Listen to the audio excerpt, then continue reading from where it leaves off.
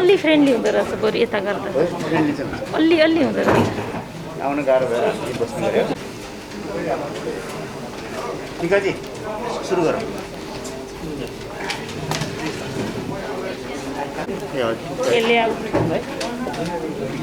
लेआउटसँग पनि हेर्न भ्याउने नै हो पार्टी हो हामी सबै हुन त यति कमन सेन्स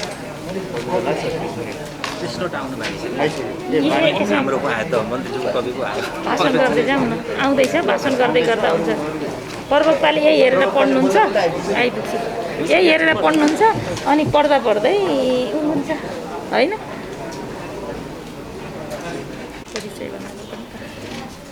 म विष्णु प्रसाद शर्मा सहसचिव र शहरी विकास मन्त्रालयको प्रवक्ता म यहाँहरू सबैलाई हार्दिक स्वागत गर्छु माननीय मन्त्रीज्यू श्रीमान सचिवज्यू आज उपस्थित हुन सक्नु भएको छैन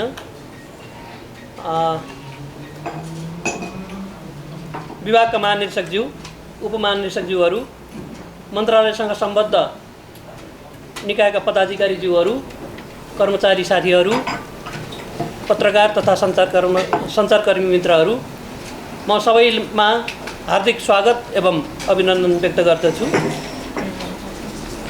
माननीय मन्त्रीज्यूले मन्त्रालयको कार्यभार सम्हाल्नु भएको आज 100 दिन पुरा भएको छ यस अवधिमा मन्त्रालयबाट सम्पादन भएका कामहरूको विषयमा आयोजित पत्रकार सम्मेलनमा मन्त्रालयको तर्फबाट यहाँहरूलाई स्वागत गर्न पाउँदा मलाई खुसी लागेको छ पूर्वाधार तथा सेवा सुविधायुक्त व्यवस्थित सफा र सुन्दर शहर तथा बस्तीहरू विकास गर्ने दीर्घकालीन सोच अनुरूप यस मन्त्रालयले शहरी विकास तथा भवन निर्माण विभाग काठमाडौँ उपत्यका विकास प्राधिकरण अधिकार सम्पन्न बागमती सभ्यता एकीकृत विकास समिति नगर विकास कोष अन्तर्राष्ट्रिय सम्मेलन केन्द्र विकास समिति राष्ट्रिय आवास कम्पनी लिमिटेड गरी 6 वटा निकायहरू मार्फत मन्त्रालयले शहरी विकास भवन निर्माण र आवास व्यवस्थाका क्षेत्रमा कार्यहरू गर्दै आइरहेको ब्यौरा यहाँलाई विदितै छ यस अवधिमा रूपान्तरणकारी कर्मागत र नयाँ शहरी पूर्वाधार निर्माणको परियोजनाहरूको कार्यान्वयनले गति लिएको छ साथै शहरी विकास मन्त्रालयले सामाजिक पुँजीको रूपमा रहेका सामाजिक पूर्वाधारहरू जस्तै अस्पताल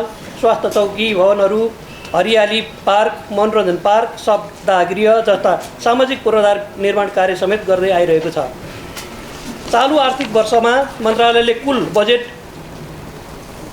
30 अर्ब 84 करोड मध्ये चालुतर्फ विनियोजित 1 अर्ब 94 करोड रुपियाँ 99 करोड 1 अर्ब 94 करोड रुपियाँ 35% र पुँजीगत तर्फ विनियोजित 28 अर्ब 90 करोड रुपियाँमा 5 अर्ब 8 करोड 17%। यसमध्ये चाहिँ 5 करोड चाहिँ खर्च भएको भन्न खोजे हो 17% खर्च भएको छ मन्त्रालयको समग्र प्रगति 18.91% रहेको छ हिजोको दिनसम्ममा चाहिँ मन्त्रालयको समग्र प्रगति 18.91% रहेको छ माननीय मन्त्रीज्यूले कार्यभार सम्हाल्नु भएको यस अवधिमा भए गरेका देहाय बमोजिमका कार्यहरूलाई प्रतिनिधिमूलक र उदाहरणको रूपमा यहाँहरू समक्ष प्रस्तुत गर्न अनुमति माग्दछु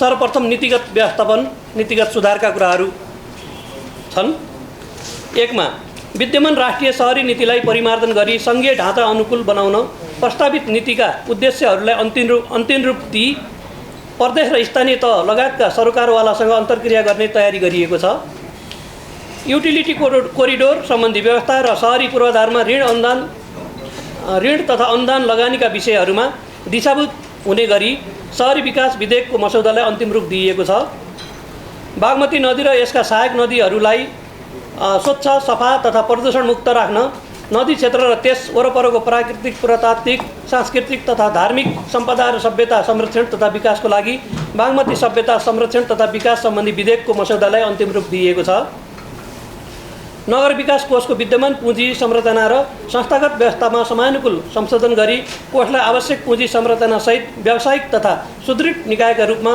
विकास गर्न शहरी पूर्वाधार विकास निगम / नगर वित्त निगम स्थापनाको लागि विधेयकको मसौदालाई अन्तिम रूप दिइएको छ काठमाडौँ र ललितपुर महानगरपालिका लगायत उपत्यकाभित्रका सबै नगरपालिकाका प्रमुखज्यूहरूसँग अन्तर्क्रिया गरी बस्ती विकास शहरी योजना तथा भवन निर्माण सम्बन्धी आधारभूत मापदण्डमा एकरूपता कायम गर्न विद्यमान मापदण्डको परिमार्जित मसौदा तयार गरिएको छ उपभोक्ता समिति मार्फत हुने कार्यक्रमहरू प्रभावकारी नभएको, गुणस्तर कायम हुन नसकेको, विभिन्न किसिमका अनियमितताहरूले प्रश्रय पाएको, भ्रष्टाचार जन्ने कार्यहरू प्रोत्साहित भएको, निर्माण कार्य सम्पन्न भएपछि मर्मसम्हार र हस्तान्तरण जस्ता कार्यहरूमा व्यवस्था हुने गरेको भन्ने जनगुनासो सुनिएको र अख्तियार दुरुपयोग अनुसन्धान आयोग र महालेखा परीक्षकको कार्यालयका वार्षिक प्रतिवेदनले समेत उक्त विषयहरूमा ध्यानाकर्षण गरेको सन्दर्भमा मन्त्रालय र अन्तर्गतका निकायहरूबाट हुने खरिद कार्य उपभोक्ता समिति मार्फत गराउन रोक लगाइएको छ। अब म कार्यक्रम कार्यान्वयन तथा विकास निर्माणसँग सम्बन्धित केही बुदाहरू यहाँसँग राख्न अनुमति चाहन्छु। पहिलो सर्वप्रथम आवास व्यवस्थापनतर्फ सम्माननीय प्रधानमन्त्रीज्यूको निर्माणाधीन सरकारी आवासमध्ये निजी आवासतर्फको निर्माण कार्य सम्पन्न भई सम्माननीय प्रधानमन्त्रीज्यूको निवासमा गृह प्रवेश भइसकेको छ। यसै गरी कर्णाली प्रदेशमा लोपोन्मुख राउटे जातिको आवास व्यवस्थापनका लागि मिति 2078 साल पुस 23 गते माननीय मन्त्रीज्यूबाट लक्षित समूहसँग छलफल तथा अन्तर्क्रिया गरी आधारभूत पूर्वाधार सहितको आवास निर्माणको लागि डिजाइन र कार्यविधि तयार गरिएको छ।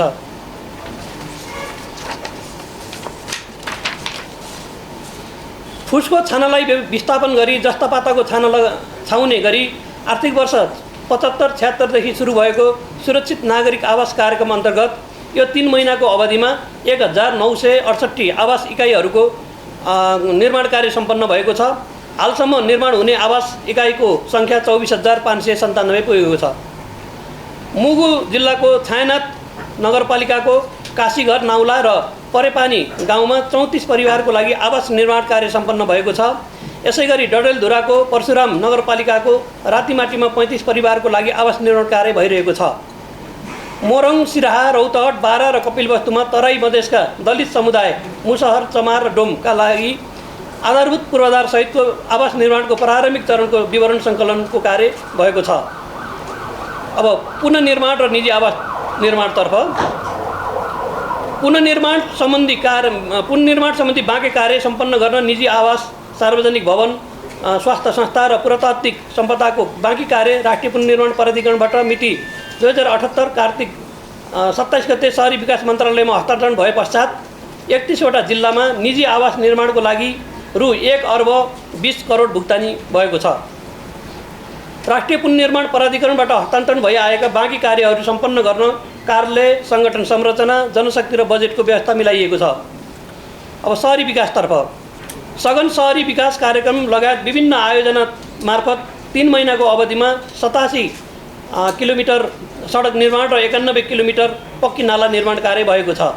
यो मन्त्रीज्यू आइसकेपछिको अवधिको हो। काठमाडौँ उपत्यकाका 18 वटा नगरपालिकाहरूको फोहोर व्यवस्थापनको लागि नुवाकोट धादिङमा निर्माणाधीन बन्चरे डाँडा स्थित सेनिटरी ल्यान्डफिल साइटको पहिलो सेलको निर्माण कार्य सम्पन्न भई फोहोर विसर्जनको लागि योग्य भएको छ। फोहोर मैला व्यवस्थापन सम्बन्धमा प्रदेश सरकार र स्थानीय तहहरूलाई प्राविधिक सहयोग गर्ने उद्देश्यले शहरी विकास तथा भवन निर्माण विभाग अन्तर्गत रहने गरी फोहोर मैला व्यवस्थापन सहयोग केन्द्र स्थापना गरिएको छ। शुक्लाफाँटा नगरपालिका र गोदावरी नगरपालिकामा फोहोर मैला व्यवस्थापन केन्द्र निर्माण गर्न जग्गा प्राप्ति कार्य लामो समयदेखि अवरुद्ध रहेकोमा हाल जग्गा प्राप्तिको लागि नेपाल सरकार मन्त्री परिषदमा पेश गर्ने तयारीमा रहेको छ।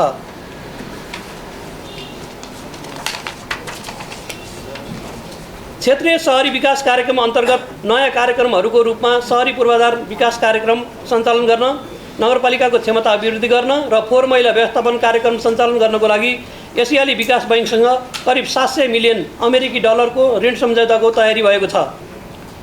शहरी पूर्वाधारको विकास गर्न लगानी गर्नुपर्ने नगरपालिकाहरूको प्रतिस्पर्धात्मक सूचक तयार गरी स्वचालित रूपमा योजना छनौट हुने अवधारणा कार्यान्वयन गर्न 33 नगरपालिका समूह बनाई योजना माग गरिएको छ। भवन निर्माणतर्फ जनकपुरमा निर्माण भएको क्षेत्रीय कोभिड खोप भण्डारण केन्द्रको माननीय शहरी विकास मन्त्रीज्यू, प्रदेश नम्बर 2 का माननीय मुख्यमन्त्रीज्यू र प्रदेश सरकारका माननीय सामाजिक विकास मन्त्रीज्यूबाट संयुक्त रूपमा उद्घाटन भइसकेको छ। यसै गरी सो अवसरमा प्रादेशिक मेडिकल स्टोर र प्रादेशिक प्रयोगशालाको शिलान्यासको कार्य समेत भएको छ। माननीय मन्त्रीज्यूबाट निर्माणाधीन सङ्घीय संसद भवन, सङ्घीय मन्त्री आवास र प्रदेश प्रमुख तथा मुख्यमन्त्रीज्यूहरूको सम्पर्क कार्यालयको स्थलगत निरीक्षण गरी सम्झौताको अवधिभित्रै निर्माण कार्य सम्पन्न गर्न निर्देशन भएको छ। उक्त भवनहरूको सुरक्षा व्यवस्थापन प्रणाली सम्बन्धमा नेपाली सेना, नेपाल प्रहरी लगायत सरकारवाला निकायहरूसँग छलफल गरिएको छ। 7वटा प्रदेशमा एक-एकवटा सुविधा सम्पन्न सभा हल निर्माण गर्ने सरकारको नीति अनुसार कर्णाली प्रदेशको सुर्खेतमा निर्माणाधीन 980 सिट क्षमताको सभा हल निर्माण कार्यको पहिलो चरणको कार्य सम्पन्न भई वीरेन्द्रनगर नगरपालिकालाई हस्तान्तरण गरिएको छ। सिंहदरबार ग्यालेरी बैठकको ड्यामेज एसेसमेन्टको पुनरावलोकन सम्पन्न भई उक्त ग्यालेरी बैठक पुनर्निर्माण गर्ने निर्णय भएको छ। आर्थिक वर्ष 61-62 देखि हालसम्म स्वास्थ्य पूर्वाधार निर्माणतर्फ कुल 2075 आयोजनाहरू प्राप्त भएकोमा 1917 आयोजनाहरू सम्पन्न भएका छन्। यस अवधिमा 17 आयोजनाहरू सम्पन्न भइसकेका छन्। यस अवधि भनेको अहिले यो 3 महिनाको अवधिमा। मनाङ र सिन्धुली जिल्लामा कारगार भवन निर्माण सम्पन्न भएको छ। यो अवधिमा नगर विकास कोषतर्फ नगर विकास कोष अन्तर्गत खानेपानी, बस पार्क, व्यावसायिक भवन, रिफ्रेस सेन्टर लगायतका पूर्वाधार निर्माणका कार्यहरूमा नगरपालिकाहरूसँग सहकार्य गरी चालु आर्थिक वर्षमा करिब 86 करोड ऋण लगानी र लक्ष्य अनुरूप ऋण असुली भएको छ।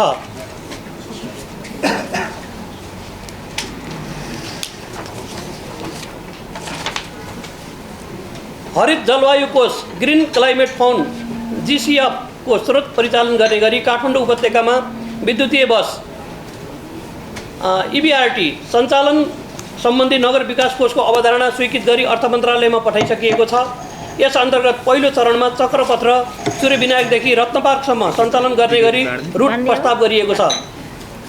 अधिकार सम्पन्न बागमती सभ्यता एकीकृत विकास समितितर्फ बागमती नदी संरक्षण र सौन्दर्यीकरण कार्यको लागि काठमाडौँको गोकर्णदेखि गोएश्वरीसम्मको क्षेत्रमा अनाधिकृत ढङ्गले निर्माण गरिएको 27वटा घरटहराहरू हटाइएको छ।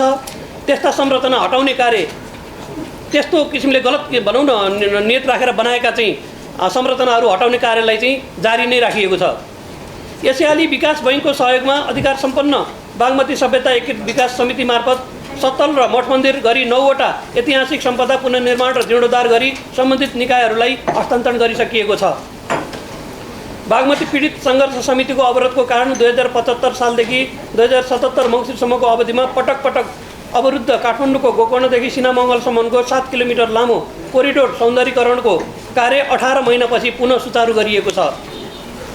काठमाडौँ उपत्यका विकास प्राधिकरणतर्फ काठमाडौँ उपत्यका विकास प्राधिकरणको विगत 2 वर्षदेखि बस्न नसकेको काठमाडौँ उपत्यका भौतिक विकास समितिको बैठक बसी काठमाडौँमा प्रस्तावित नयाँ नगरको भौतिक विकास योजना स्वीकृत सम्बन्धी प्रस्ताव अगाडि बढाइएको छ। शहरी पूर्वाधारहरूलाई जलवायु अनुकूलन कायम हुने गरी हरित सहरको अवधारणा अनुसार काठमाडौँ उपत्यकामा ecosystem based adaptation for climate resilient development आयोजनाको सुरुवात गरिएको छ। राष्ट्रिय आवास कम्पनी लिमिटेडतर्फ नवलपरासी जिल्लाको बर्दघाटमा रहेको शहरी विकास मन्त्रालय सम्बद्ध राष्ट्रिय आवास कम्पनीको जग्गामा अव्यवस्थित रूपमा बसोबास गरेका घर परिवारहरूलाई फुटकर जग्गाको लाल पूर्जा हस्तान्तरणको कार्य सुरु भएको छ।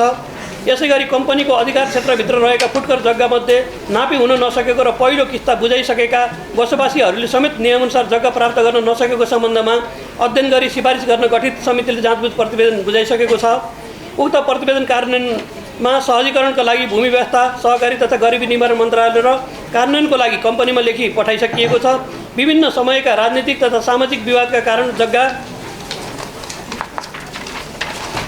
हस्तान्तरण गर्न नसकिएकोमा मुलुकभरका 12,660 घर परिवारलाई जग्गा हस्तान्तरणमा मार्ग प्रशस्त भएको छ। अन्य विविध प्रतिनिधि सभाको विकास तथा प्रविधि समितिसँग शहरी विकास मन्त्रालयबाट कार्यान्वयनमा रहेका स्मार्ट सिटी, मेगा सिटी, एकीकृत बस्ती विकास कार्यक्रम, नयाँ नगर योजना, नयाँ सहर आयोजनाको कार्यान्वयन अवस्था र समस्याहरूको बारेमा जानकारी गराउने उद्देश्यले अन्तर्क्रिया गरिएको छ। सङ्घीय सचिवालय निर्माण तथा व्यवस्थापन र राष्ट्रिय भवन संहिताको कार्यान्वयनलाई प्रभावकारी बनाउन शहरी विकास तथा भवन निर्माण विभाग अन्तर्गत रहेका सङ्घीय सचिवालय निर्माण तथा व्यवस्थापन कार्यालय र राष्ट्रिय भवन प्रविधि अनुसन्धान केन्द्रलाई मन्त्रालयको प्रत्यक्ष मातहत राख्ने गरी सङ्गठन तथा सर्वेक्षण कार्य सम्पन्न गरिएको छ।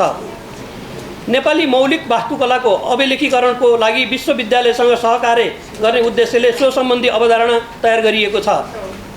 परामर्श सेवामा गुणस्तर र मितव्ययिता कायम गर्न खुल्ला प्रतिस्पर्धा मार्फत कार्य गराउन प्रभावकारी हुने देखिएकोले सेवाको प्याकेजिङ गरी कार्यान्वयन सुरु गरिएको छ। सुशासन अभिवृद्धि गर्न कर्मचारीहरूबाट सम्पादित दैनिक कार्य विवरणलाई डिजिटल माध्यमबाट अभिलेख राखी सफ्टवेयर मार्फत सुपरिवेक्षण मूल्याङ्कन गर्ने सम्बन्धमा अवधारणा तयार गरिएको छ। हस्, धन्यवाद। अब यहाँहरूको थप जिज्ञासाहरूको बारेमा यहाँहरूको चाहिँ जिज्ञासापछि माननीय मन्त्रीज्यू र हाम्रो अन्य सम्बद्ध निकायको चाहिँ प्रमुखज्यूहरूबाट पनि थप केही क्लियरिफिकेसन हुनेछ। हस्, धन्यवाद। उल्टोपट्टिबाट सम्बोधन गर्नुपर्छ। सबैभन्दा पहिले यहाँ यो हलमा उपस्थित हुनुभएका पत्रकार साथीहरू, मन्त्रालयका सहसचिवज्यूहरू, त्यसै गरी शहरी विकास तथा भवन निर्माण विभागका महानिर्देशक, कम्पनीका जनरल म्यानेजर, नगर विकास कोषका एक्जिक्युटिभ डाइरेक्टर, त्यसै गरी अधिकार सम्पन्न बागमतीका कार्यक्रम प्रमुख अनि BICC विकास समितिका एक्जिक्युटिभ डाइरेक्टर सहितका सबै आदरणीय यो मन्त्रालयको टिम, आयोजना प्रमुखहरू, मन्त्रालयका अन्य सहसचिवहरू, उपमहानिर्देशकहरू र कर्मचारी साथीहरू, यहाँहरू सबैलाई मेरो तर्फबाट हार्दिक न्यानो अभिवादन व्यक्त गर्न चाहन्छु। खास गरी यो कार्य प्रगतिको कुरा चाहिँ हिजो 100 दिन पुग्यो। आज हामीले यो संविधान त नागरिकप्रतिको दायित्व छ, नागरिक मात्रै होइन, भोटर्स मात्रै होइन, राज्यको राजकीय पद धारणा गरेका व्यक्तिहरूले ट्याक्स पेयरसँग, नागरिकसँग जवाफदेही हुनुपर्छ भनेर नै यो एउटा परम्पराको थालनी गरिएको छ।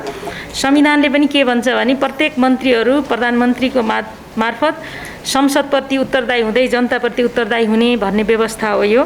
यति बेला संसद अवरुद्ध छ, त्यसकारणले हामीले आफ्नो कुरा संसद मार्फत जनतालाई भन्न पाएका पनि छैनौँ र यो पटक पटक कोभाजनमा परेको संसद र त्यसको एउटा प्रत्युत्पादनको हिसाबले पनि आजको राजनीतिक रङ्गमञ्चमा हामी उपस्थित भएका छौँ।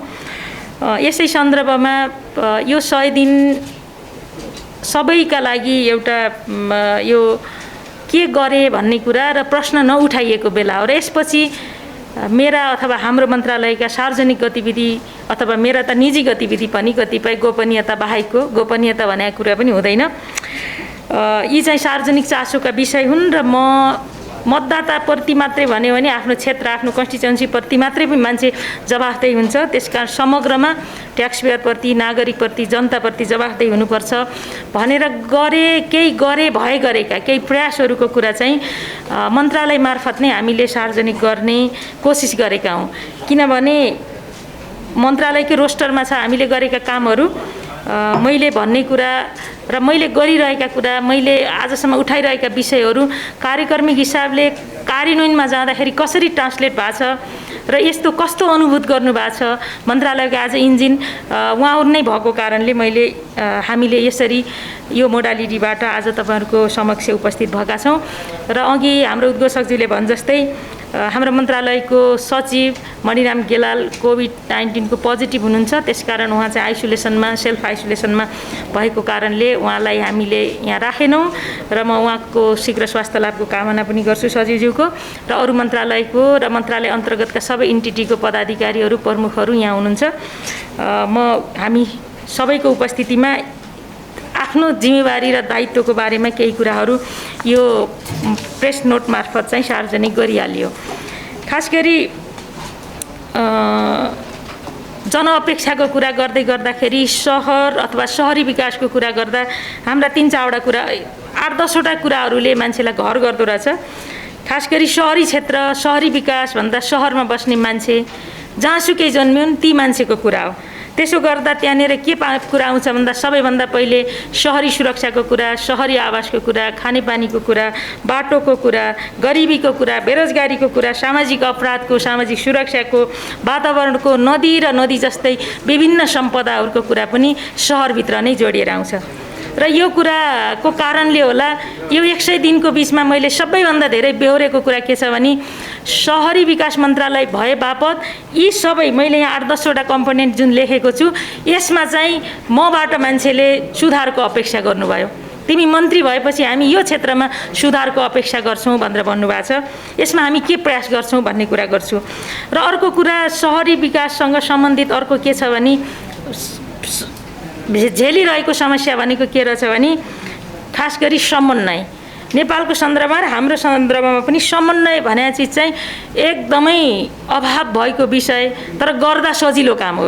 यो के रहेछ भने यसमा स्थानीय तह र हाम्रो सङ्घीय सरकारको शहरी विकास मन्त्रालय बिचको समन्वय, प्रदेश सरकार र हाम्रो शहरी विकास मन्त्रालय बिचको समन्वय, राज्यका विभिन्न अङ्ग न्यायपालिका, कार्यपालिका र व्यवस्थापिका बिचको राज्यका अङ्गहरूको बिचको समन्वयको अभाव र सँगसँगै सरकारका इन्टरनल इन्टिटीहरू विभिन्न मन्त्रालयहरूको बिचको समन्वयको अभाव र आफ्नै मन्त्रालय बिचका पनि एक अर्को शाखा र महाशाखाहरूको बिचको पनि समन्वयको अभाव, जुन यो कुरा देखेँ यी समस्याको रूपमा फेरि मैले काम गर्ने सन्दर्भमा यहाँ मन्त्रालयको टिमसँग काम गर्दा देखेको एउटा समस्या यो पनि हो। र यो एउटा समन्वय, एउटा शहरी क्षेत्रका आकांक्षा। अर्को के देखियो भने यो 100 दिनमा मैले सबैभन्दा धेरै अर्को बेहोरेको विषय के छ भने हामी सङ्घीयतालाई कार्यान्वयन गरेर अगाडि 72 सालदेखि नयाँ संविधान जारी भएदेखि हामी यता आयौँ। 74 सालमा 3 तहको निर्वाचन भयो र वित्तीय हस्तान्तरणको कुरा र अधिकारको बाँडफाँडको कुरा पनि संविधानमा त यति धेरै कुराहरू भए। वित्तीय हस्तान्तरण नेपालको सन्दर्भमा अनुकरणीय भयो भनेर यसका विज्ञहरूले पनि भन्नुहुन्छ। हामीले 5 वटा फर्मुला मार्फत प्रदेशको सञ्चित कोषबाट सङ्घको सञ्चित कोषबाट प्रदेशमा, प्रदेशको सञ्चित कोषबाट स्थानीय सञ्चित कोषमा 5 वटा फर्मुला बनाएर न्यायोचित ढङ्गले वित्तीय हस्तान्तरण गरेका छौँ भन्ने कुरा हामी सगर्व भन्न सक्छौँ नेपालको सङ्घीयताको सन्दर्भमा। र हाम्रो सङ्घीयताको मोडेल एक हिसाबले भन्ने हो भने यो कम्पिटेटिभ होइन, यो कोअपरेटिभ मोडेलको एकले अर्कोको बिचमा समन्वय असाध्य यसको डिमान्ड गर्छ। त्यसकारण यस्तो खालको सङ्घीयताको अभ्यास गर्ने सन्दर्भमा हाम्रा केही कानुनी, केही परम्परागत, केही हाम्रा प्रवृत्तिगत समस्याहरू पनि मैले यहाँनिर झेलेको देखेँ। सार्वजनिक ठाउँमा कुरा गर्दै गर्दा हामीले अधिकारको कुरा, तल्लो क्षेत्रलाई अधिकार दिने, तल्लो निकायलाई अधिकार दिने भन्ने कुरा जति गर्छौँ र तिनै मान्छेहरूको रिफ्लेक्सन कहाँ देखिन्छ भन्दा वडा तहका जनप्रतिनिधिहरू, नगरपालिका तहका जनप्रतिनिधि आएर आज पनि सङ्घीय सरकारको शहरी विकास मन्त्रालयमा 10 लाखको आयोजना बाँड्ने कुरा छ। यो कुरा देखिसके पछाडि यसमा पनि केही कुरा गर्नुपर्छ भन्ने लाग्यो र अहिले देखेका कुरा के छ भने शहरी क्षेत्रका मान्छेका आकांक्षा, राजनीतिसँग जोडिएका मान्छेले गरेको ग्रामीण क्षेत्रसँग जोडिएका कुरा एउटै र सरकारका विभिन्न इन्टिटीसँग समन्वय नभएर काम अगाडि बढ्न नसकेका कुरा, आफ्नै अन्तर्निकायहरूको बिचको समन्वयको अभावको कुरा र सँगसँगै आफ्ना इन्टिटीहरू कसरी सञ्चालन भइरहेछन् र आफ्नो जनशक्तिले कति क्यालिबरका साथ काम गरेछ भन्ने यी 5 वटा कुरा चाहिँ मैले यो 100 दिनमा अनुभूत गरेँ। र यी कुराहरू गर्दै गर्दा अब शहरी क्षेत्रको कुरा आउँछ र यी सबै कुरालाई कसरी सम्बोधन गर्ने त भनेर सोच्दै गर्दा हामीले धेरै नै पेपर वर्क गरेका छौँ। मेरो विचारमा आज हामीले यो प्रेस नोटको सानो कुरा ल्याइरहँदाखेरि केही पोलिसीका कुरा गर्दा त यति धेरै काम गर्न पर्दो रहेछ। मैले अनौपचारिक रूपमा औपचारिक रूपमा काहीँ भनेको पनि छु। हामीले शहरी नीतिको बारेमा छलफल गर्दा एक दिन मन्त्रालयको सबै कोर टिम बस्यौँ। करिब 3.5-4 घन्टा बस्दा हामीले 4 वटा बुँदा मात्रै फाइनलाइज गरेका थियौँ उद्देश्यहरूमा। शहरी नीतिको उद्देश्यमा छलफल 3.5 घन्टा बस्दा हाम्रो त्यो हालत थियो भनेपछि पेपर वर्क चाहिँ हामीले एकदमै धेरै गरेका छौँ। सफ्टवेयरमा एकदमै धेरै काम गरेका छौँ र गरेको काम चाहिँ यहाँनिर लिपिबद्ध पनि छ। अब त्यसो भए अब के गर्ने? यो 100 दिनमा त हामीले यो काम गऱ्यौँ। धेरै मान्छेहरूको लागि मैले चाहिँ काठमाडौँ उपत्यकाभित्र मेन सडक चोकहरू चौडा बनाएको भए, कालोपत्रे बनाएको भए अथवा अरू चिज गरेको भए यो देखिने काम थियो। तर यस्तो सफ्टवेयरको काम देखिन्छ देखिन्न भन्दा यस्तो काम पनि देखिन्छ, यसको इम्प्याक्ट पर्नलाई समय लाग्छ। जस्तो सङ्गठनभित्र, यही मन्त्रालयभित्रको सङ्गठनमा म आइसकेपछि बनाएको वर्किङ इन्भाइरोमेन्टले कति काम गरेछ भन्ने कुरा पनि हेर्न सकिन्छ। प्रत्येक इन्टिटीका पदाधिकारी, सदस्य र कर्मचारी साथीहरूलाई मैले भनेको दिएको विश्वास र गरेको विश्वास के हो भने प्रत्येक व्यक्तिको क्यालिबरमा विश्वास छ, तपाईँहरूप्रति पुरापुर विश्वास छ र मैले यस्तो तपाईँहरूलाई काम गर्न जहाँ अप्ठ्यारो हुन्छ त्यहाँनिर त्यो वातावरण सिर्जना गर्छु, तपाईँ काम गर्नुहोस्। मैले सबैलाई भनेको कुरा त्यही हो र यो उहाँहरूको क्यालिबरलाई अलिकति वातावरण मिलाउने हो भने काम गर्न सकिन्छ भन्ने जस्ता कुराहरू पनि देख्न सकिन्छ। यो त मैले भन्दा पनि मन्त्रालयको टिमले, विभिन्न एन्टिटीको टिमहरूले भन्ने कुरा हो। यसको अनुभूत गर्न सकिन्छ जस्तो लाग्छ। त्यसो गर्नका लागि यी मैले 4-5वटा क्षेत्रमा देखेका समस्याहरूका बारेमा लगभग यी सबै चिजमा हामीले अन्तर्क्रिया समन्वयको क्षेत्रमा लामो समयदेखि नगरपालिकाहरूले सङ्घीय सरकारको शहरी विकास मन्त्रालयलाई खासै नगर्ने, हामी आफै सरकार हौँ भन्ने जस्तो अवस्था थियो। हामीले पटक पटकको अन्तर्क्रियाको माध्यमबाट शहरी विकास मन्त्रालय र यसका यो नीति र कार्यक्रमहरूलाई भोलि तलसम्म हामीले रिफ्लेक्ट गरेर हामीले लागू गर्ने बेलामा पनि यसको विन्डोबाट हेरिनुपर्छ भन्ने ठाउँमा पुगेको छ। त्यसै गरी हामी समन्वयको कुरा पनि एउटै सरकारका विभिन्न मन्त्रालयसँगको समन्वयता गरि नै हालेका छौँ। त्यसकारण हाम्रा कतिपय फाइलहरू हामी क्रस मन्त्रालय हुने, क्याबिनेटमा लाने प्रस्तावहरूको बारेमा पनि छिटो छरितै भएको म अनुभूत गर्छु। र हामीले राज्यका अङ्गसँग एज अ व्यवस्थापिका, कार्यपालिका, न्यायपालिकाको बिचमा हुने समन्वयलाई पनि जोड दिनुपर्छ। किनभने कतिपय कुरा चाहिँ मिसअन्डरस्ट्यान्डिङले पनि हुन्छ र प्रपरली सूचना, सही सूचना डेलिभर नगरेको कारणले पनि हुन्छ भनेर हामीले समन्वयको कुरालाई पनि अगाडि बढायौँ। र यो पाटोमा मलाई लाग्छ यसको कारणले भोलिका दिनहरू सहज हुन्छ, काम गर्न सजिलो हुन्छ भन्ने पनि मलाई लाग्छ। र यी अघि मैले शहरी क्षेत्रका आकाङ्क्षाहरूलाई कसरी सम्बोधन गर्ने भन्ने सन्दर्भमा सबैभन्दा पहिले त नीतिमा सुधार गर्न पर्यो। सबैभन्दा पहिले नीतिमा सुधार गर्नलाई हामीले शहरी विकास नीति हामी फाइनल अवस्थामा पुर्याउँदैछौँ। र यसलाई अनरसिपको कुरा हामीले एउटा कन्सल्टेन्ट हायर गरेर पनि नीतिको कुरा गर्न सक्थ्यौँ। मन्त्री सहितको सचिव, मन्त्रालयका सहसचिव सहितको यत्रो ठुलो टिम किन काम गर्न पर्थ्यो र? हामीले किन भन्यो भने नीतिमा कम्तीमा त्यसको भित्री, त्यसको अन्तर्यसम्म हामीले बुझ्नुपर्छ। हामी यो ठान्यौँ भने यो नीतिको अनरसिप प्रदेशलाई पनि चाहिन्छ र स्थानीय तहको खास गरी नगरपालिका, उपमहानगरपालिका र महानगरपालिकाले यसको नीतिको अनरसिप लिनुपर्छ भनेर हामीले यसलाई ठुलो लार्जर स्केलमा यसको छलफलको डिमान्ड गर्छ भनेर हामीले यसको कार्यतालिकै बनाएका थियौँ। यद्यपि अहिले कोभिड-19 को यो पछिल्लो यो तेस्रो लहर पछि चाहिँ हामीले केही कुरा सीमित गर्न पर्ने छ र हामीले त्यसलाई कसरी व्यवस्थित गर्ने सोच्दैछौँ।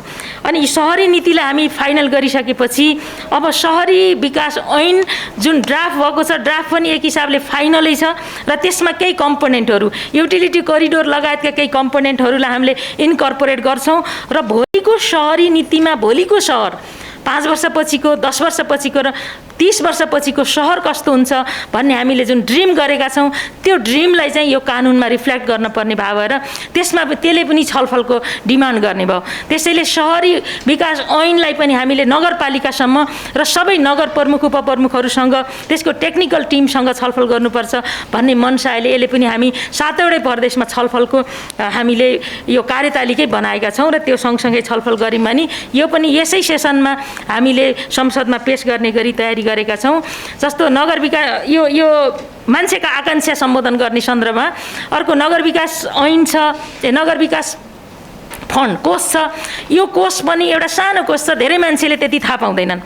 थाहा नपाउने भएको कारणले जसले ऋण लिने र दिनेलाई थाहा छ, तर यसलाई हामीले अलिकति इन्फ्रास्ट्रक्चरमा लगानी गर्ने, नगरपालिकाहरूको प्रदेशको समेत साझेदारी हुने हिसाबले यसको सङ्गठन संरचना र पुँजीको संरचनामा पुनर्संरचना सहितको यसलाई नयाँ कानुन बनाउनको लागि यो पनि ड्राफ्ट फाइनल चरणमै छ र हामीले हाम्रै यही सेसनमा त्यसलाई पनि हामी छलफल, यो त खास गरी नगर विकास कोषमा त नगरपालिकाका प्रमुख, उपप्रमुखहरू मध्येबाटै नै यसको सदस्य हुने भएको भएर उहाँहरूलाई पनि राखेर छलफल गरेर यसलाई हामी टुङ्गो गर्छौँ भन्ने ठाउँमा छौँ। अधिकार सम्पन्न बागमतीको सन्दर्भमा त यति धेरै कुरा छ, सायद यही बागमती मात्रै सफा भइदिने हो भने पनि एउटा माइलस्टोन क्रिएट हुन्थ्यो भन्ने हामीलाई लाग्छ र त्योसँग सम्बन्धित पहिला कानुन बनाउनु पर्यो, कानुन अनुसारको त गुरु योजना बनाउनु पर्यो अथवा गुरु योजना अनुसारको कानुन बनाउनु पर्यो, दुईटै कुरा छ। बागमतीको गुरु योजनालाई पुनरावलोकन गर्ने बेला मात्रै होइन कि गुरु योजनाको समय पनि सिद्धिसकेको छ, नयाँ गुरु योजना बनाएर अगाडि लानुपर्ने छ र यो बिचमा जति पनि बागमती कोरिडोर वरपर भएका आयोजनाहरू अलपत्र थिए तिनलाई हामीले कोअर्डिनेसनको माध्यमबाट सुचारू ढङ्गले डोनर साइडबाट, कन्सल्टेन्टको साइडबाट, कन्ट्र्याक्टरको साइडबाट, हाम्रो आयोजनाको साइडबाट र लोकल सामाजिक इस्यु जुन सोसल इस्युहरू छन् तिनलाई सम्बोधन गरेर राइट वे क्लियर गरेर काम गर्ने कुरामा अहिले मेरो विचारमा एकदमै गतिका साथ काम भइरहेको छ।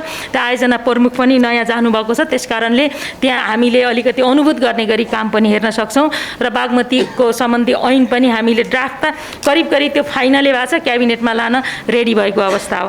र यो बिचमा हामीले गरेका काम त्यसै गरी कम्पनी आवास विकास कम्पनीको बारेमा हामीले कुरा गर्दा धेरै मान्छेले लगेर यसलाई भूमिमा जोड दिनुभयो। हामीले के गर्यौँ भनेर भन्दाखेरि त्यसलाई चाहिँ भूमिमा लगेर जोड दिनुभयो। राष्ट्रिय आवास विकास कम्पनी नेपाल सरकारको एउटा महत्त्वपूर्ण सरकारी कम्पनी हो र यसको पेड अफ क्यापिटल कति छ भनेर हामीले आज हेर्ने हो भने कम्पनीको रेटिङ गरेपछि थाहा हुन्छ कि हाम्रो त्यो एउटा अकल्पनीय पुँजी भएको कम्पनी छ। तर आज सुसुप्त अवस्था छ। यसलाई सङ्गठनात्मक संस्थागत हिसाबले र यसलाई गुड गभर्नेन्सका साथ सञ्चालन गर्ने सोच छ। त्यसकारण यसको कम्पनीको प्रबन्ध पत्र नियावली संशोधन गरेर सङ्गठन संरचना सञ्चालन गरेर यसलाई नयाँ ढङ्गले अगाडि लान हामी तयारी गरिरहेका छौँ।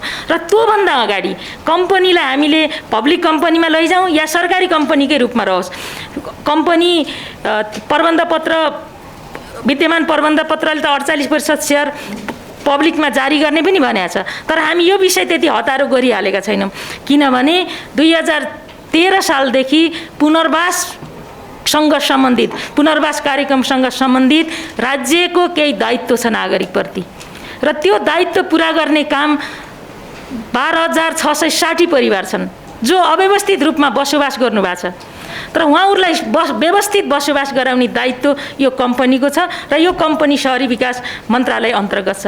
त्यसकारण हामीले यो यति ठुलो राजनीति सामाजिक मुद्दा हो यो, र यो मुद्दालाई सम्बोधन गर्नको लागि हामीले यो 2 महिनामै गरेको प्रोग्रेस हो। यो 2 महिनामा नै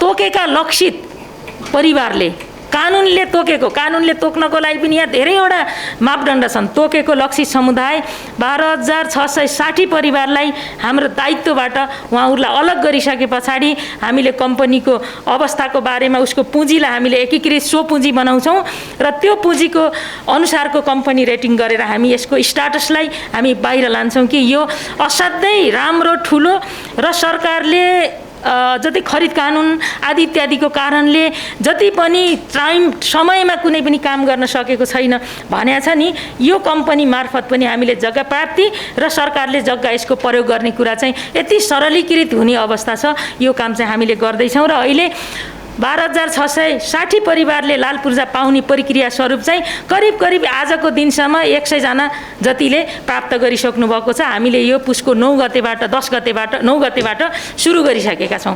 यो एक प्रकारले भन्ने हो भने नागरिकका प्रतिको प्रत्यक्ष दायित्व हो र यो आवाससँग पनि सम्बन्धित हुन्छ।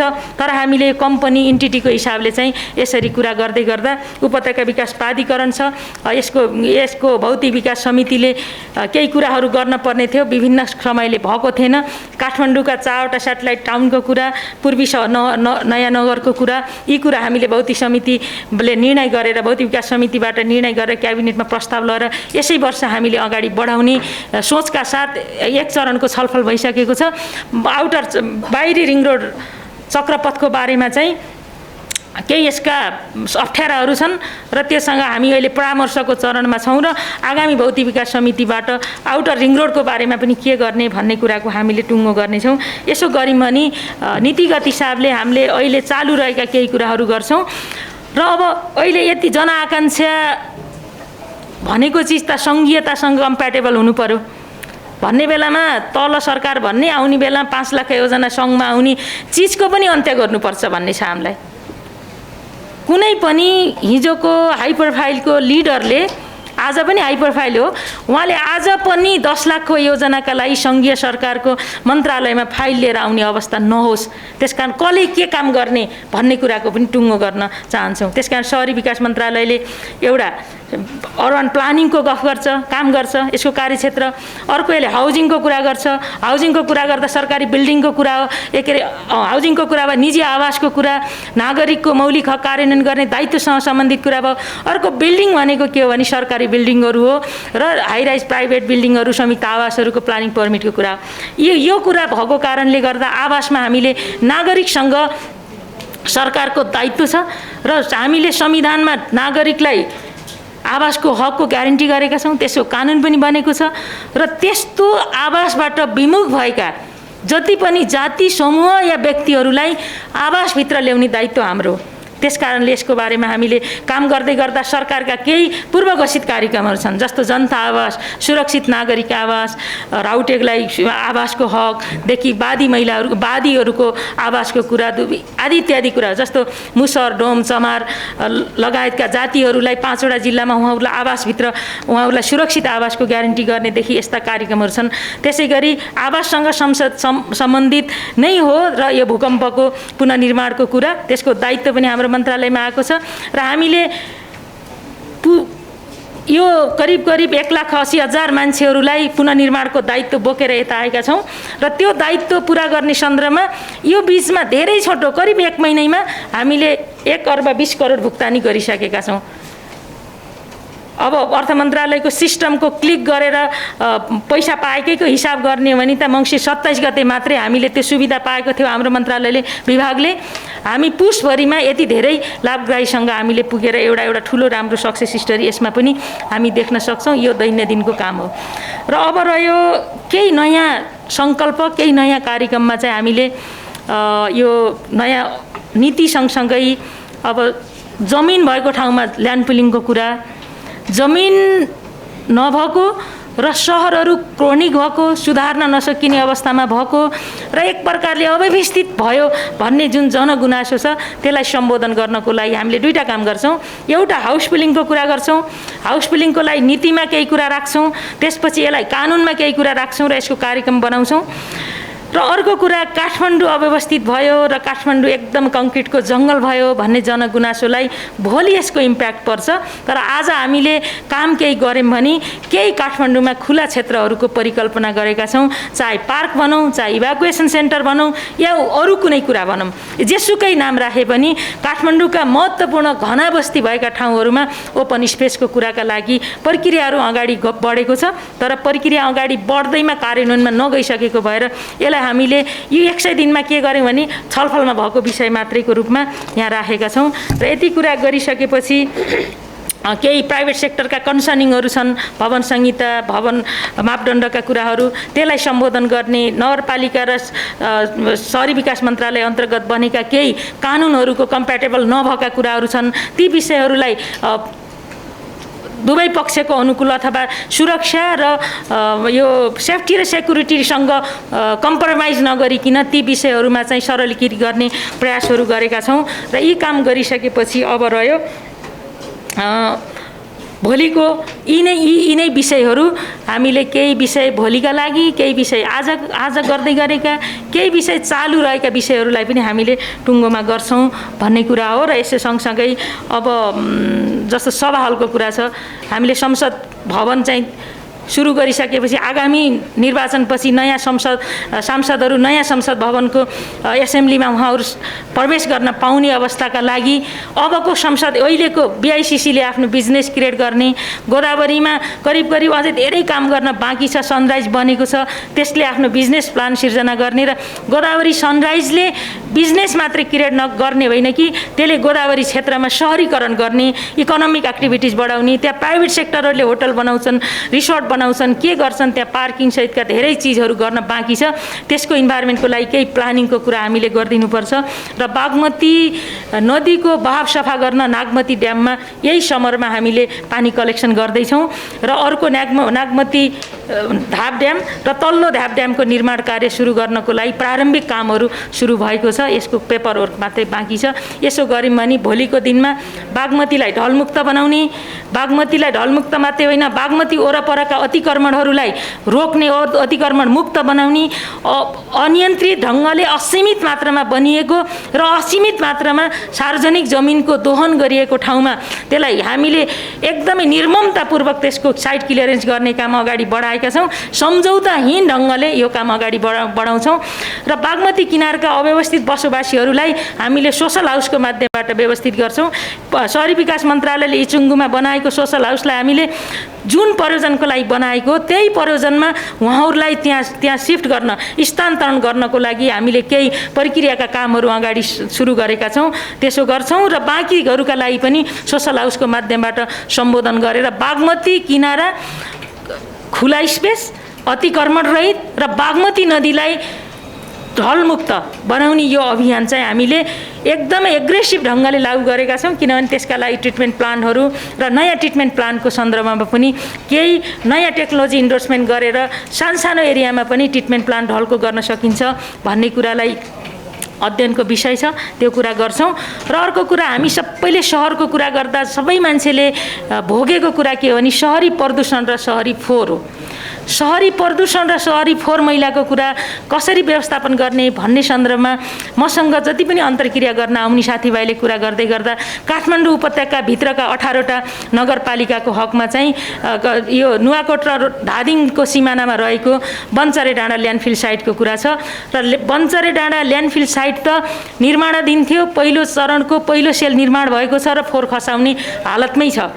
तर योबाट हामी सिक्दै गरेको के हो भने सहरी विकास मन्त्रालयले त 18वटा नगरपालिकालाई मात्रै लक्षित गरेर कार्यक्रम गर्ने होइन, यसका कार्यक्रम त 293वटा नगरपालिका जहाँ बाक्लो जनसङ्ख्या या बस्ती हुन्छ त्यहाँनिर फोहोर मैला र वातावरणको कुरा आइ नै हाल्छ भने हामीले यस्तो कुरालाई नगरपालिकाको साइज, त्यहाँको अवस्था, त्यहाँ निस्किने फोहोरको प्रकृति र फोहोरको भोल्युमको आधारमा कुन खालको टेक्नोलोजीलाई प्रयोग गरेर फोहोर मैलाको व्यवस्थापन गर्ने भन्ने सन्दर्भमा पनि यो फोहोर मैला एउटा सहयोग केन्द्र भनेर यसको अनुसन्धान गर्ने केन्द्रको स्थापनाको लागि हामीले सबै प्रक्रियाहरू अगाडि बढाएका छौँ। यसो गर्दै गर्दा स्थानीय तहले फोहोर मैला त हाम्रो जिम्माको कुरा हो भन्नुहुन्छ, तर फोहोर मैला व्यवस्थापन गर्ने, विसर्जन गर्ने उहाँहरूको जिम्मा हो। तर आज बनेका नगरपालिकाहरूलाई अलिकति हामीले इन्हान्स गर्नको लागि, उहाँहरूलाई टेक्नोलोजी ट्रान्सफर गर्नको लागि, उहाँहरूलाई बानी पार्नको लागि, एक हिसाबले रूपान्तरण गर्नको लागि यो सहरी विकास मन्त्रालयले नै यसको लिड रोल लिनुपर्छ भनेर यो सहायता केन्द्रको कुरा पनि हामीले गरिरहेका छौँ र त्यो पनि अब कार्यक्रम कार्यान्वयनमा जाने अवस्था छ। र यसले गर्दा के भने पहिलो शर्त, अब आगामी दिनका आयोजनाहरू कुनै पनि नगरपालिकामा नयाँ आयोजना सघन सहरी जस्ता यस्ता रणनीति महत्त्वका नयाँ कार्यक्रम र आयोजनाहरू इन्डोर्समेन्ट गर्दा फोहोर मैलाको इस्यु पहिलो इस्यु हो र फोहोर मैला व्यवस्थापन गर्ने सन्दर्भमा त्यहाँको अगुवाहरूको पालिकाको कमिटमेन्ट बिना चाहिँ हामीले काम गर्दैनौँ भन्ने कुरा पनि उहाँहरूलाई पूर्व शर्त राख्नुपर्छ भन्ने लाग्छ। जस्तो हामीले ढल बनाउने, नाला बनाउने, बाटो बनाउने, गभर्नेन्सको हिसाबले चाहिँ उहाँहरूका बिल्डिङ बनाउने सबै कुरा गर्ने, तर फोहोर मैलाको बाटोमा उहाँहरूले चाहिँ आफूले त्यसको कन्ट्रिब्युसनको कुरा र कमिटमेन्टको कुरासहित उहाँहरूले त्यो फोहोर मैला व्यवस्थापन गर्नलाई उहाँहरूले जमिन पनि उपलब्ध गराउनु भएन भने त्यस्ता कार्यक्रमहरू गर्न नसकिने पूर्व शर्त राख्नुपर्छ तलका अरू नगरपालिकालाई पनि भन्ने हाम्रो कुरा छ। र यसरी गयौँ भने हामीले फोहोर मैलाको इन्भाइरोमेन्टको सन्दर्भमा त्यो EBA लन्च गरेको कुरा पनि यहाँ कार्य प्रगतिमा आइसकेको छ। अब इन्भाइरोमेन्ट फ्रेन्डली सहरी विकासको कुरा पनि गर्नुपर्छ भन्ने लागेको छ। यति कुरा गर्दै गर्दाखेरि मैले लामो कुरा गरिसकेँ, विज्ञप्ति पनि लामो छ, साथीहरूलाई पनि पट्याएर लागिसकेँ होला। यति कुरा गर्दै गर्दा सबैभन्दा महत्त्वपूर्ण कुरा चाहिँ म मन्त्रालयमा आइसकेपछि सबै यो मन्त्रालयको मेसिनरी एउटा इन्जिनलाई एउटा वर्किङ इन्भाइरोमेन्ट र उहाँहरूलाई चाहिँ पोजिटिभ एउटा एटिट्युड डेभलप गर्ने कोसिस चाहिँ मैले गरेँ हुँ र यो कोसिसमा सम्भवतः उहाँहरू पनि खुसी हुनुहुन्छ र अलिअलि हामीले केही न केही कामको परिणाम पनि निकाल्न सकेका छौँ र एकले अर्कोका प्रति विश्वास क्यालिबरमा, उहाँको कार्यक्षमतामा र इमान्दारितामा एकले अर्कोलाई पुरापुर विश्वास गरेर अगाडि बढेका छौँ भन्ने मलाई लाग्छ। र यो आजको 100 दिनको मेरो यात्रामा जति पनि मन्त्रालयको सचिवज्यूदेखि सबै साथीहरूले जे सहयोग गर्नुभयो उहाँहरूका प्रति एकदम हार्दिक धन्यवाद दिन चाहन्छु। अरू सबै साथीहरूले जुन अपेक्षा गर्नुभयो, मैले धेरै चिजहरू चाहिँ उहाँहरूलाई भनी पठाएको छु र मन्त्रालयमा धेरै जसो काम चाहिँ मैले कन्भिन्स गरेर पठाउनु छ, यो काम यस्तो यस्तो यस्तो भनी पठाउने छ।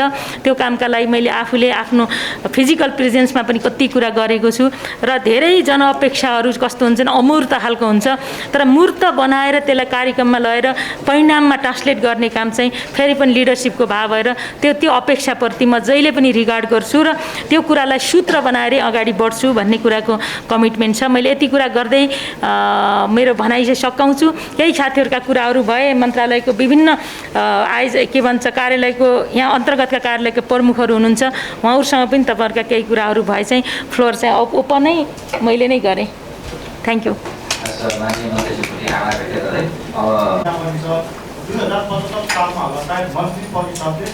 यो 22 चक्रपथ अगाडि बढाउने भनेर मध्यपथ चलाउने भनेर भन्नुभएको छ। यो इपिआरटी पनि लगानी बोर्डले इपिआरटी भनेपछि यो 6-7 वर्ष भयो मन्त्रीज्यू, म यही सहरी विकास मन्त्रालयको रिपोर्टिङ गर्छु। 6-7 वर्ष हरित जलवायु कोष यस्तो कोष हो जसमा चाहिँ सम्पूर्ण विश्वका सम्पूर्ण देशहरूले जलवायु परिवर्तन गरे बापत चाहिँ यो कोषमा पैसा जम्मा गर्नुपर्छ र जुन देशले चाहिँ आयोजनाहरू राम्रो खालको आयोजनाहरू चाहिँ कार्बन रिडक्सन गर्ने खालको आयोजनाहरू बनाउनुहुन्छ त्यो खालको देशहरूलाई चाहिँ आयोजनाको बेसमा गएर चाहिँ पैसा उपलब्ध गराउने खालको यो खालको कोष हो र यसले पैसा उपलब्ध गराउँदाखेरि अनुदान, कन्सेसनल लोन, ऋण र अनुदान दुईटै उपलब्ध गराउने हुँदाखेरि नगर विकास कोष मार्फत चाहिँ इलेक्ट्रिक बस ऱ्यापिड ट्रान्जिट यो डेडिकेटेड लेनमा नै चलाउने हो र यसमा हामीले विशेष गरिकन काठमाडौँको रिङ रोड, सूर्यविहारदेखि रत्नपारसम्मको चाहिँ दोस्रो रुट र काठमाडौँ भ्यालीभित्रको यता रिङ रोडभित्रको पनि अरू रेडियल रुटहरू पनि जुन पहिलाको स्टडी, जाइकाको स्टडी र एडिजीको स्टडीबाट आइडेन्टिफाई भएको छ त्यो रुटहरू समेतमा चाहिँ इलेक्ट्रिक बस ऱ्यापिड ट्रान्जिट चलाउने गरी चाहिँ हामीले यो आयोजनाको कन्सेप्ट तयार गरेका हौँ र यो विषयमा इन्भेस्टमेन्ट लगानी बोर्डसँग पनि हामीले यो आयोजना तयारीको चरणमा पर्याप्त छलफलहरू भएको छ र भोलिका दिनहरूमा नेपाल सरकारको आफैले नै यो आयोजनालाई इन्भेस्टमेन्ट बोर्डले चाहिँ निजी क्षेत्र मार्फत चाहिँ यो आयोजना कार्यान्वयन गर्नुपर्छ भनेकोमा यसमा ढिला नहोस् भन्नको लागि चाहिँ नेपाल सरकारको तर्फबाट काठमाडौँको चाहिँ रूपान्तरणकारी यो ट्रान्सपोर्ट म्यानेजमेन्टमा चाहिँ एउटा रूपान्तरणकारी आयोजना हो र यो आयोजना ढिलो गरियो भने हामी काठमाडौँ भ्यालीमा चाहिँ ट्रान्सपोर्ट सिस्टममा अत्यन्त ट्राफिक जाममा पर्ने, अत्यन्त अग्रेसिभ चाहिँ ट्राफिक सिस्टममा जान्छौँ भन्ने हिसाबले नै यो आयोजना तयारी भएको र यो आयोजना हरित जलवायु कोषमा हामी जति प्रपोजलहरू पठाउन सक्छौँ हरित जलवायु कोषको पैसा हामीले त्यसको कुनै लिमिटेसन छैन। हामी आयोजना कति तयारी गर्न सक्छौँ भन्ने कुरा हामीमा भर पर्छ। नेपालले अहिलेसम्म चाहिँ विगत 10 वर्षमा अहिलेसम्म जम्मा 10 अर्ब रुपियाँ मात्रै हरित जलवायु कोषको पैसा लिन सकेको छ भने हामीले आयोजना गरेको एउटा मात्रै रिङ रोडको आयोजना भनेको 25-30 अर्बको हाराहारीमा छ भने अरू रुटहरूमा पनि हामी क्रमैसँग चाहिँ आयोजनाको प्रस्ताव तयार गरिकन हामी चाहिँ हरित जलवायु कोषको पैसा चाहिँ लिने गरी अगाडि बढेका हौँ र त्यसमा मान्य मन्त्रीज्यू सिंह मन्त्रालयले जुन किसिमको चाहिँ अहिले तदारुकता रेखा र चाहिँ यसलाई अगाडि बढाउनु भएको छ म अत्यन्त मन्त्रीज्यू लगायत टिमप्रति म हार्दिक आभार व्यक्त गर्न चाहन्छु। यसपछि बाहिरी चक्रपथको विषय आएको थियो मान्य मन्त्रीज्यू वर्षको छलफल गरिरहेको छौँ र यो कुरा चाहिँ टुङ्गिसकेको छैन र त्यसै गरी चाहिँ अर्को चाहिँ चोबाखानाको चाहिँ बाटो चाहिँ गर्ने भन्ने कुरा उठ्यो र त्यसमा चाहिँ अहिले चाहिँ हामी चाहिँ पुनः चाहिँ अध्ययन गरिरहेको छौँ र हाम्रो चाहिँ बस्ती विकास मापदण्ड 2072 अनुसार चाहिँ अब चाहिँ हाम्रो चाहिँ त्यसमा जग्गा विकास कार्यक्रम र रिङ रोड चाहिँ बनाउने योजना थियो र त्यो बस्ती विकास मापदण्डले ओपन स्पेस 5% र जग्गा उसको चाहिँ बाटो चाहिँ 6 मिटरभन्दा सानो बनाउन नपाउने भएको हुँदाखेरि चाहिँ हाम्रो योजना नै केही चाहिँ परिमार्जन गर्नुपर्ने अवस्थामा पुगेको छ र त्यो चाहिँ जग्गा रोक्का नभएको अवस्थामा केही घरहरू बनिसकेको हुँदा यो घरहरूमा पनि जोगाएर अथवा चाहिँ तिनीहरू चाहिँ डिमोलिस गरेर जानुपर्ने अवस्था भएको हुँदा आयोजनामा चाहिँ केही परिवर्तन गर्नुपर्ने देखिएको छ र नगरपालिकाहरूले आफ्नै लगानी र प्रदेश सरकारको लगानीमा चाहिँ अरू चाहिँ आफ्नो चाहिँ नगरपालिकाहरू जोड्ने चाहिँ केही चाहिँ रोडहरू प्रस्ताव बाटोहरू प्रस्ताव गरिसकेको हुँदा त्यो बाटोहरूसँग पनि जोडेर चाहिँ हाम्रो चाहिँ आउटर रिङ रोडलाई अगाडि बढाउन सकिन्छ कि भन्ने हिसाबले चाहिँ हामी चाहिँ थप अध्ययन गर्नेछौँ र त्यसपछि चाहिँ हामी समग्र रूपमा चाहिँ एउटा चाहिँ निर्णयमा पुग्छौँ। त्यही चाहिँ हो।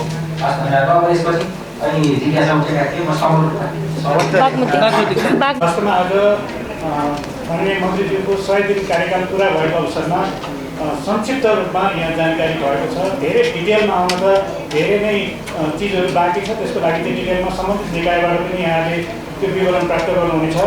विशेष गरेर यहाँ एकजना सञ्चारकर्मी साथीले उठाउनु भएको थियो, बागमती ब्युटिफिकेसनको कुरा अलिकति सोध्नु भएको थियो। क्वेसन चाहिँ मैले डिटेलमा उहाँले राख्न त्यति छुट्याउनु भयो, त्यही पनि मैले अलिकति जानकारी गराउँ। यो वास्तवमा के रहेछ भनेदेखि हामी सार्वजनिक पद धारण गरेर र बस्ने मान्छेहरूले देख्ने भनेको चाहिँ सार्वजनिक क्षेत्रकै बढी चाहिँ अतिक्रमण हुँदो रहेछ। हामी कहाँ सार्वजनिक क्षेत्र भनेर बाटो हुन्छ, खुल्ला क्षेत्र हुन्छ, नदी करिडोर हुन्छ, त्यो तिनै ठाउँमा चाहिँ बढी अतिक्रमण हुने, फोहोर फाल्ने त्यसमा चाहिँ एउटै कुरा छ निरन्तर देखियो त्यो छिमेकीको जग्गामा फोहोर फाल्यो भने त छिमेकी बोल्ने भयो तर नदीको किनारामा चाहिँ फोहोर फाल्दा नदी किनारा त बोल्दैन अनि त्यसै सडकमा फोहोर फाल्दा सडक बोल्दैन तर त्यस्तो चिजमा पनि राज्यको चाहिँ एटेन्सन हुन्छ र त्यो राज्य चाहिँ त्यसबाट विमुख हुँदैन राज्यले चाहिँ हेर्नुपर्छ भन्ने मान्यताका साथ यो बागमती सभ्यता एकीकृत विकास समितिको अवधारणा आयो र यो चाहिँ गठन आदेशबाट चलेको छ कतिपय त्यो गठन आदेशमा भएका कुराहरू प्रावधानले गर्दा पनि हामीले कतिपय त्यो फोहोर गर्ने त्यसलाई अतिक्रमण गर्नेहरूलाई कारबाही गर्न सकिरहेको अवस्था छैन तर माननीय मन्त्रीज्यू आइसकेपछि यो बागमती सभ्यता ऐन ड्राफ्ट गरेर अन्तिम चरणमा छ र त्यसमा कारबाही गर्ने कुरा बागमतीको संरक्षण गर्नको लागि त्यहाँ चाहिँ रक्षकहरू राख्ने कुराहरूको चाहिँ प्रत्याभूति भएको छ चाँडै नै त्यो चाहिँ क्याबिनेटको संसदबाट यो टुङ्गो लाग्छ र हामी अधिकार सम्पन्न हुन्छ भन्ने एउटा छ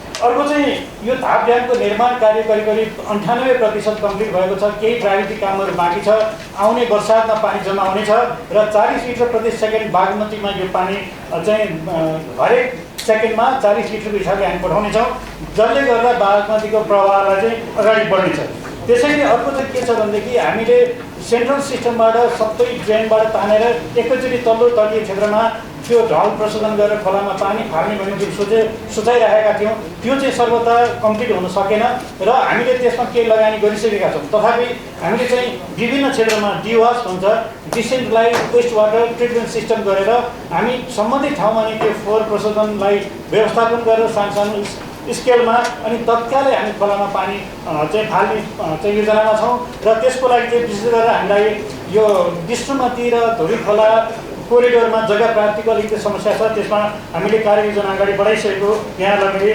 जानकारी गराउन चाहन्छु र अर्को कुरा चाहिँ नदी किनारामा थुप्रै ठाउँमा स्क्वाटर्स बस्तीहरू यो सुकुम्बासी बस्तीहरू रहेका छन् त्यसको व्यवस्थापन गर्नु भनेको चाहिँ अहिले एउटा ठुलो चुनौती हो एकै दिनमा त्यो सम्पन्न हुने कुरा भएन त्यसको लागि चाहिँ हामीले त्यो सुकुम्बासीहरूलाई कहाँ व्यवस्थापन गर्न सकिन्छ भनेर त्यसको सुरुवात गरिसकेको छ र कस्तो कस्तो उहाँहरूको अवधारणा छ उहाँहरूको डिमान्ड के रहेछ भनेर हामीले सबै ठाउँमा सर्वे काम सुरु गरेका छौँ त्यसबाट प्रतिवेदन आउँछ र त्यसको आधारमा चाहिँ हामीले यो सुकुम्बासी व्यवस्थापनको कामलाई अगाडि बढाउनेछौँ र अर्को चाहिँ यो नदी करिडोर भनेको चाहिँ फोहोर फाल्ने ठाउँ हो भन्ने जुन किसिमको एउटा मान्यता बोकेको छ यसमा चाहिँ आम जनमानसमा चाहिँ एउटा के चाहिँ यहाँले सन्देश पुर्याइदिनु होला भन्ने म अपेक्षा गर्छु भनेदेखि हामी सफा गर्न यहाँलाई आह्वान गर्छौँ सफा गर्न सकिएन भने फोहोर चाहिँ नगरौँ कमसेकम भन्ने यो एउटा चाहिँ मान्यता मूल्य मान्यता चाहिँ सबैमा पुर्याइदिनुको लागि यहाँ समक्ष म विनम्रतापूर्वक अनुरोध गर्दछु र अर्को चाहिँ यो सोसियल हाउसिङका कुराहरू छ त्यस्तै गरी हाम्रो यो नदी कोरिडोरको संरक्षण विकासको लागि शहरी विकास मन्त्रालय र मातहतको समिति मात्रै होइन स्थानीय तहको पनि त्यत्तिकै जिम्मेवारी छ र त्यो जिम्मेवारीको काममा हामीले स्थानीय तहलाई धेरैचोटि धेरै पटक समन्वयको लागि अनुरोध गरेका छौँ धेरै स्थानीय तहबाट साथ र सहयोग पनि भएको छ र आगामी दिनमा यो क्षमता अझ वृद्धि हुनेछ सहयोग अझ बढी प्राप्त हुनेछ भन्ने मलाई लाग्छ र मैले अहिले यति नै राखेँ अरू कुनै स्पेसिफिक कुराहरू छ भने कार्यालयमा पनि यहाँहरू पाल्नु हुनेछ र जुन काम रोकिएको थियो विगतमा त्यो काम अगाडि बढाइएको छ र त्यति मात्रै होइन हाम्रो योजना चाहिँ के छ भनेदेखि बागमती नदी भनेको एउटा पानी बग्ने ठाउँ मात्रै होइन यसमा नेपालको हाम्रो सभ्यता छ प्राचीन सभ्यता छ धेरै मठ मन्दिर देवालय शिवालय छन् त्यसको हामीले इन्भेन्ट्री तयार गर्दैछौँ र त्यो इन्भेन्ट्रीको आधारमा हामीले नेसनल गभर्मेन्ट राष्ट्रिय सरकार हाम्रो नेपाल सरकारबाट हुने लगानी र वैदेशिक लगानी दुईटैलाई चाहिँ हामी त्यहाँ लगानी गरेर त्यो सम्पदा संरक्षण र विकासको लागि हामी पहल गर्दैछौँ अगाडि काम बढाइएको छ यति नै मैले जानकारी गराएँ हस् धन्यवाद सरकारको एउटा विषय यो बागमती नदीको यो क्षेत्रभित्र रहेका अनाधिकृत संरचना हटाउनुको लागि चाहिँ यसको अवस्था के छ यो बागमती नदीमा चाहिँ विशेष गरेर यो मैले केही कुराहरू छुट्याएको छु कस्तो छ भने एउटा चाहिँ धार्मिक संस्थाले चाहिँ त्यहाँ नदी ब्युटिफिकेसनको काम गर्ने एउटाले बाटो बनाऊ अर्कोले फेरि खन्यो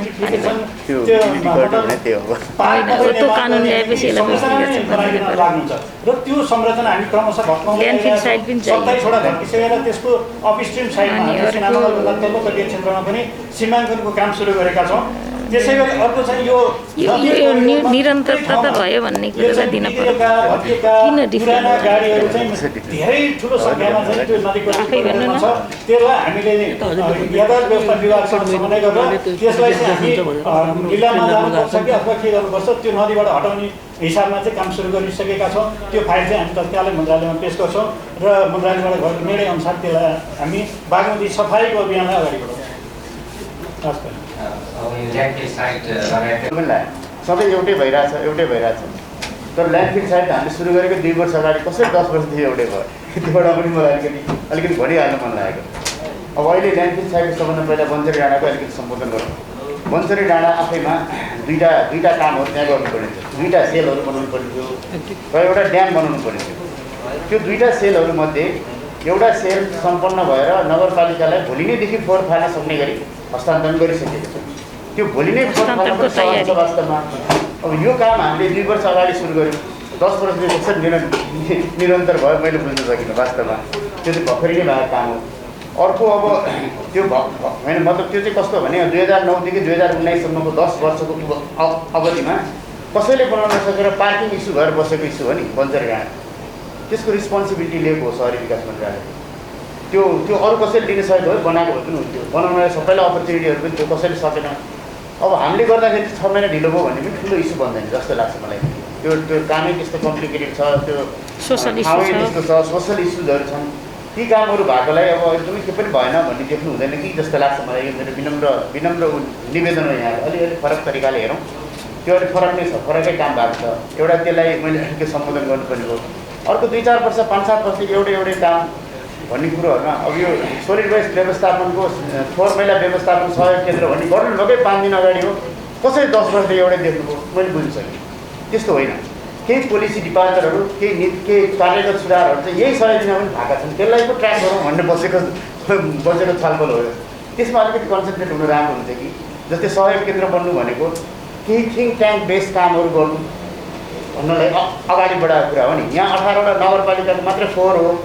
पूर्वको अथवा पश्चिमकोमा जम्मा भएको फोहोर चाहिँ फोहोर होइन भनेर सोच्नु भने चाहिँ राज्य अलिकति फरक तरिकाले सोचेको भन्ने बुझिन्छ। त्यस्तो होइन। इस्यु के हो भने यदि काठमाडौँको 18वटा नगरपालिकाको फोहोर लगेर बन्चरी डाँडामा विसर्जन गर्नुपर्ने छ भने तपाईँ हामी बसेको भन्दा अलिक टाढाको फोहोर पनि फोहोरै हो नि।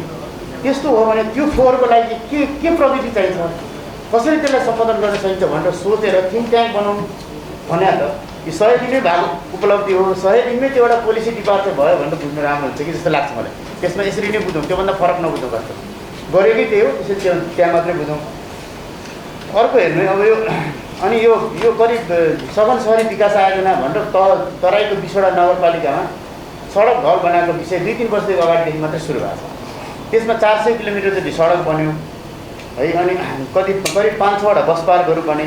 यस्ता कुराहरू सर्टेन टाइममा थोरै समयमा भएको छन्। त्यसलाई 10औं वर्षदेखि एउटा देख्नु भएन। त्यो भने चाहिँ के हो भने यहाँहरूको कभरेज चाहिँ त्यो सरकारको आयोजना भएको एरियामा अलिकति यस्तो घुमेन, टर्न भएन जस्तो लागिन्छ कि त्यो हेऱ्यो भने। त्यसले अलिकति नेगेटिभ कुरो गरेर नभन्नु होइन।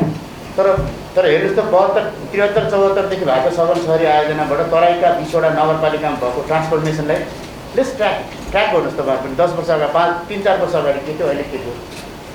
अब मन्त्रीज्यूले अहिले भने चाहिँ के हो भने यदि त्यस्तो खालको हो भने यो आयोजना छनौटको प्रक्रिया, यो आयोजना छनौटको काममा चाहिँ स्वचालित विधि अपनाउनु पर्यो भनेर अब त्यो competitive index urban competitive index through नगरपालिकाहरूमा आयोजना जाने विषय आफ छनौट विषयमा जानु भने चाहिँ 100 दिनभित्रै हेरौँ। म त 60 दिन भयो, म त यहाँ बिजी भएको। त्यो 100 दिनभन्दा नि कम दिनमा पनि भएको छ जस्तो पनि लाग्छ मलाई।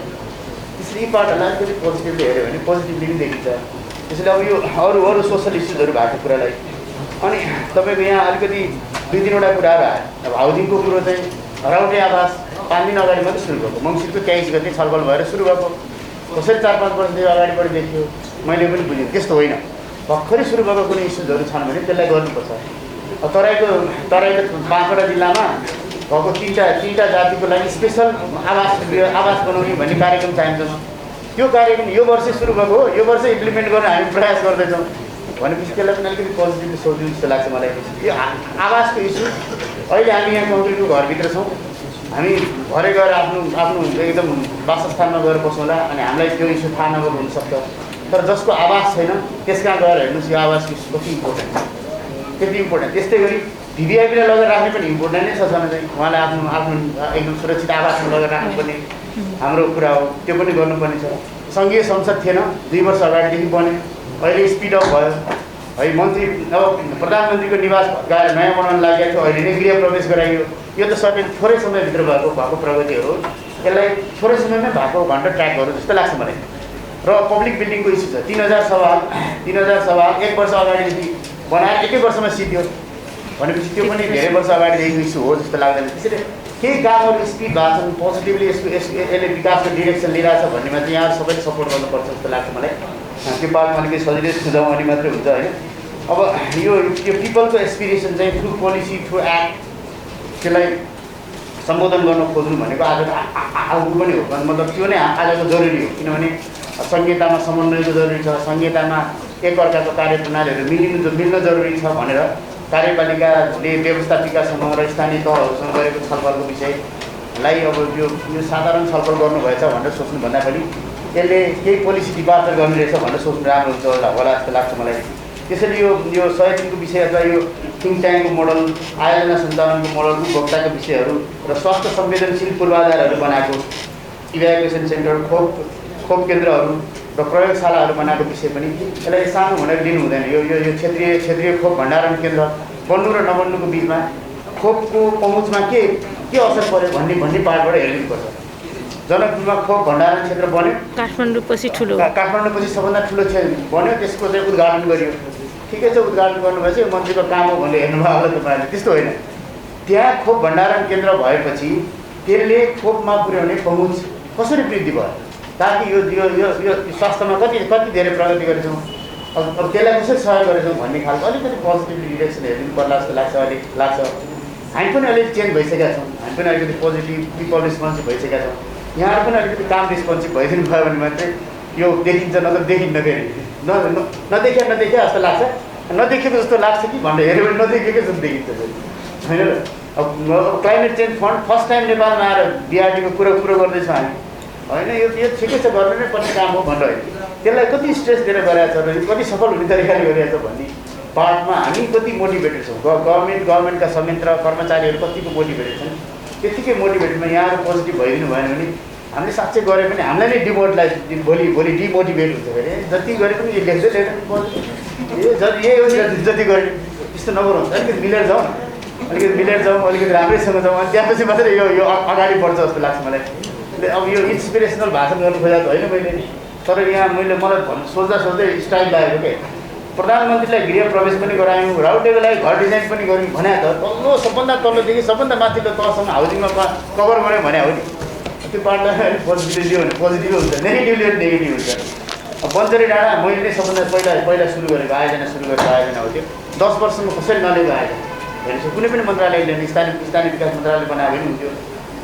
त्यो बेला फोर्मेला स्रोत परिचालन केन्द्र उसले बनाउँछु भनेको आयोजना पनि हो। उहाँहरू सबैले 10 वर्षमा बनाउन नसकेको आयोजना लिएर हामीले 2 वर्षमा बनाउँछु भने 3 वर्षमा लाग्यो।